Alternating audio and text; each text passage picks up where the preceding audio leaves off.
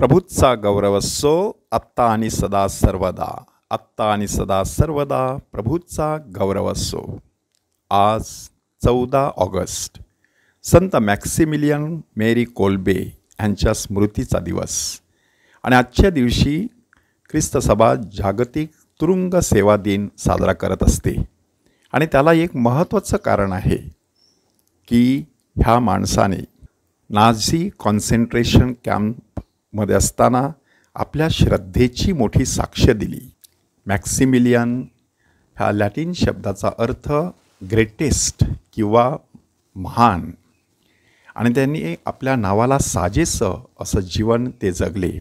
8 जानेवारी 1894 साली पोलंड येथे त्यांचा जन्म झालेला. 1918 साली रोममध्ये धर्मगुरुपदाची दीक्षा त्यांनी स्वीकारलेली. म्हणजे अवघ्या 24व्या वर्षी ते धर्मगुरू झालेले. त्यांच्या अंतःकरणामध्ये पवित्र मरिया देवमाता हिच्याविषयी विशेष प्रेम होतं. आणि म्हणूनच त्यांनी आर्मी ऑफ इमॅक्युलेट मेरी आणि the night of the immaculate अशा प्रकारची 2 संघटना स्थापन केल्या. त्याचबरोबर पवित्र मरियेच्या संरक्षणाच्या खाली त्यांनी एक धार्मिक मासिक देखील चालवलं. 1930 साली ते जपान ह्या ठिकाणी मिशनरी म्हणून गेले. पोलंड ह्या ठिकाणी 1936 साली परतल्यानंतर त्यांना पकडण्यात आलं, कारण नाझी विचारसरणीविरुद्ध ते प्रचार करत आहेत अशा प्रकारे त्यांच्यावरती आळ घालण्यात आलेला. 24 जुलै 1941चा तो दिवस. आणि कॉन्सन्ट्रेशन कॅम्पमधून एक तुरुंग कैदी निसटलेला होता. आणि त्या ठिकाणी अशी परंपरा होती की जर एखादा कैदी तिथून निसटला तर त्याच्या जागेवरती 10 लोकांना ठार करायचं. आणि त्यानुसार 10 लोक पकडण्यात आले आणि त्यांना त्यांची नावं जाहीर करण्यात आली. त्यामध्ये फ्रान्सिस्के नावाचा एक माणूस होता. तो मोठ्याने ओरडला, अरे मला नको, माझ्या घरी माझी बायको आहे, माझी 9 मुलं आहेत, मी फार गरीब आहे, काय होईल माझ्या मुलाबाळांचं. आणि अशा वेळेला फादर कोल्बे पुढे झाले. त्यांनी सरळ कमांडंटला सांगितलं, मी एक कॅथलिक धर्मगुरू आहे, मी पोलंडमधून आलेलो आहे, मी आता म्हातारा होत चाललेलो आहे.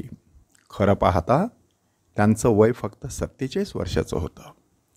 तरी देखील त्यांनी सांगितलं की मला ह्या माणसाच्या जागेवरती जाऊन मरायचं आहे, मला त्याची जागा घ्यायची आहे, त्याला बायका मुलं आहेत, त्याला सोडा.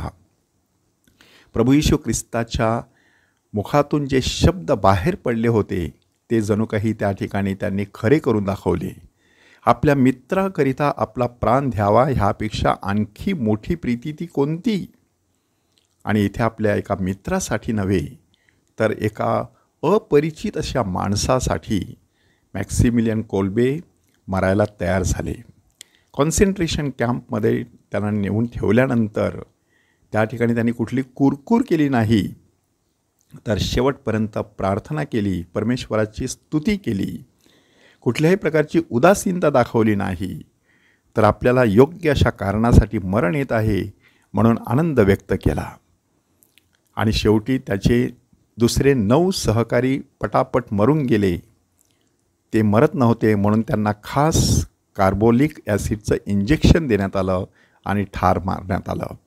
ज्या अंधाऱ्या कोठडीमध्ये त्यांना ठेवण्यात आलं होतं ती अंधारी कोठडी त्यांच्या मृत्यूनंतर त्यांच्या शरीरातून बाहेर येणाऱ्या तेजस्वी अशा किरणांनी प्रकाशाने उजळून निघाली.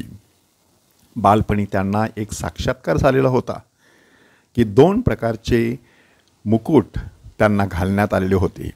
त्यामधील एक मुकुट होता सफेद रंगाचा, दुसरा मुकुट होता लाल रंगाचा. ह्याचा अर्थ त्यांना समजला नव्हता. परंतु नंतर ख्रिस्त सभेने पोप पॉल 6 ह्यांच्या कारकिर्दीत 17 ऑक्टोबर 1971 रोजी त्यांना धन्यवादित म्हणून घोषित केलं. हा जणू काही सफेद रंगाचा मुकुट. आणि पोप जॉन पॉल II ह्यांनी 10 ऑक्टोबर 1982 रोजी त्यांना संत म्हणून घोषित केलं आणि रक्तसाक्षी म्हणून घोषित केलं. म्हणून हा लाल रंगांचा मुकुट त्यांना घालण्यात आला. तुम्ही जगाचा प्रकाश आहात. तुमचा प्रकाश लोकांसमोर अशा प्रकारे पडू द्या की त्यांनी तुमची सत्कर्मे पाहून तुमच्या स्वर्गातील पित्याचे गौरव करावेत. हे संत मत्तईच्या शुभवर्तमानातील अध्याय 5 वचन 16 मधील जे वचन आहे ते वचन मॅक्सिमिलियन कोल्बे ह्या महान अशा संताच्या बाबतीत खरं ठरलं. आज जागतिक तुरुंग सेवा दिन साजरा केला जात आहे. तुरुंग रविवार देखील साजरा केला जात असतो. त्यासाठी आपण विशेष करून तुरुंगात असलेल्या आपल्या सर्व बंधू भगिनींसाठी प्रार्थना करूया. आपण देखील बऱ्याच वेळेला मानसिकदृष्ट्या, भावनिकदृष्ट्या, सामाजिकदृष्ट्या वेगवेगळ्या प्रकारच्या तुरुंगात असतो. त्यातून देखील आपली मुक्तता व्हावी अशी कृपा परमेश्वराकडे मागूया. प्रभूचा गौरव असो आत्ता आणि सदा सर्वदा. आत्ता आणि सदा सर्वदा प्रभूचा गौरव असो.